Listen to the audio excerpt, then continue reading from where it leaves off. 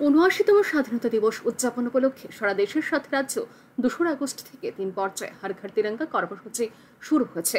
এই কর্মসূচির তৃতীয় পর্যায়ের অঙ্গ হিসেবে বুধবার মহারাজগঞ্জ বাজারে বিভিন্ন শ্রমিকদের মধ্যে জাতীয় পতাকা বিতরণ করে বিজেপি সদর শহর জেলা আইটি ডিপার্টমেন্ট। এই কর্মসূচিতে উপস্থিত ছিলেন বিজেপি সদর শহর জেলা সভাপতি অসীম ভট্টাচার্য সহ অন্যান্যরা। এই কর্মসূচি প্রসঙ্গে বিজেপির সদর শহর জেলা সভাপতি অসীম ভট্টাচার্য জানান, প্রধানমন্ত্রী নরেন্দ্র মোদীর আহ্বানে ১৩ থেকে ১৫ আগস্ট পর্যন্ত দলীয় কর্মসূচির অঙ্গ হিসেবে মহারাজগঞ্জ বাজার এলাকায় পথচারী, বিভিন্ন শ্রমিক এবং আগরতলা পৌর নিগমের সাফাই কর্মীদের হাতে জাতীয় পতাকা তুলে দেওয়া হচ্ছে। তারা যেন নিজ বাড়িতে পরিবার পরিজনদের সাথে নিয়ে জাতীয় পতাকা উত্তোলন করতে পারেন, এই লক্ষ্যে এই কর্মসূচি গ্রহণ করা হয়েছে। তিনি আরও জানান, প্রধানমন্ত্রী নরেন্দ্র মোদী প্রত্যেক ভারতবাসীর কাছে স্বাধীনতা দিবসে জাতীয় পতাকা উত্তোলন করার জন্য আহ্বান রেখেছেন। তিনি বলেন, জাতীয় পতাকা উত্তোলনে দেশাত্মবোধ জাগ্রত হয়। আমাদের সদর শহর জেলার আইটি ডিপার্টমেন্টের পক্ষ থেকে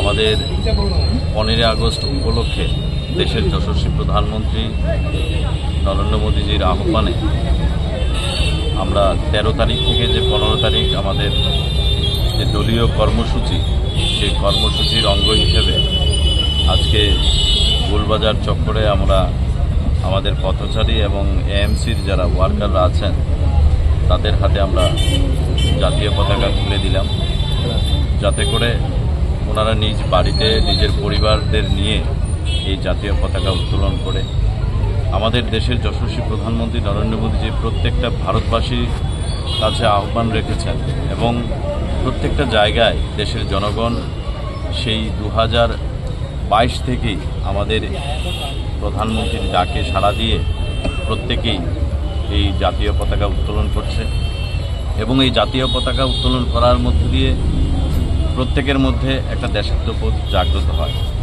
আমরাও কখনো সুযোগ পেতাম না যে কোনো ধরনের অনুষ্ঠান হলে 15 আগস্টের যে ইনস্টিটিউট।